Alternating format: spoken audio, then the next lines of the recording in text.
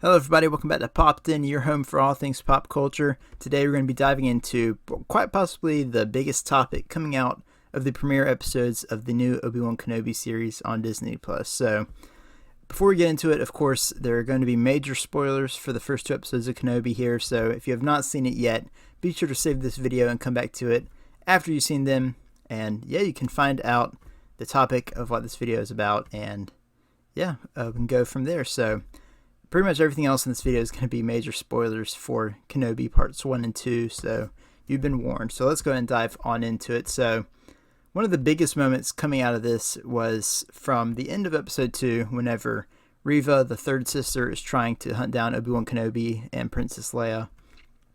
And she's gone against the Grand Inquisitor's orders, the other Inquisitors. She's gone against all of them to try and find Kenobi because she has some personal vendetta against him.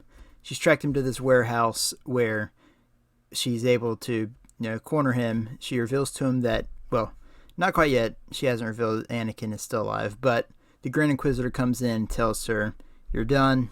You've violated my orders enough times, at least that we've seen," and he tells her to step aside. She runs him through with her lightsaber, and he falls to the ground. She tells him he's in the gutter, because that's what he said about her earlier. Then she informs him that Anakin is still alive and he is in fact Darth Vader, and Obi-Wan is able to narrowly escape with Leia, leaving Reva to shout at him as he, is left in shock that Anakin is still alive. So the biggest moment is the quote-unquote death of the Grand Inquisitor, because whenever I was watching the episode, never did it enter my mind that he was dead, because he's the main villain in Season 1 of Star Wars Rebels, and he obviously cannot die if he's there, but for whatever reason, a lot of people seem to think because he got stabbed, he is dead, and they're, erasing Rebels from canon, which that cannot be further from the truth.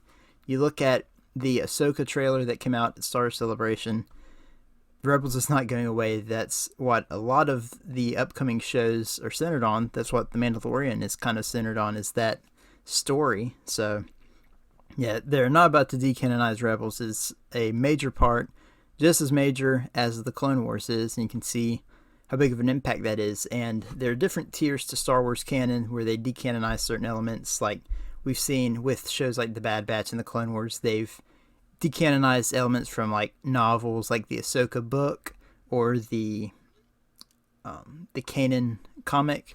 They've decanonized some moments of that, but the large story is kept intact, and especially stuff from the films and the TV shows, because that is the on-screen media that we see.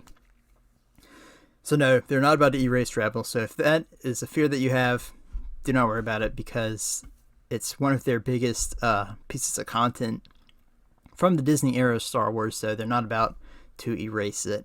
Now, about the Grand Inquisitor himself being stabbed, there's a couple different explanations. One, we've seen countless other dark side users and Jedi get run through with a lightsaber, have a limb cut off. In the case of Anakin, he lost both arms and both legs, and he's still walking around as Darth Vader. Darth Maul got cut completely in half. So yeah, there's a lot of people who have suffered a lot worse than the Grand Inquisitor, who just got stabbed.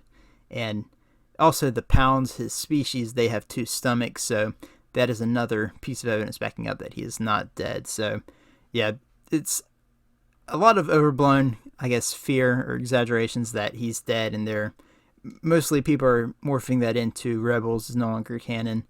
That is not a thing you need to be worried about at all, because he does come back in Rebels, and, it's most likely nothing more than a minor flesh wound, if you will, but of course, they could come out of nowhere and say, hey, he's dead and this is a clone in Star Wars Rebels.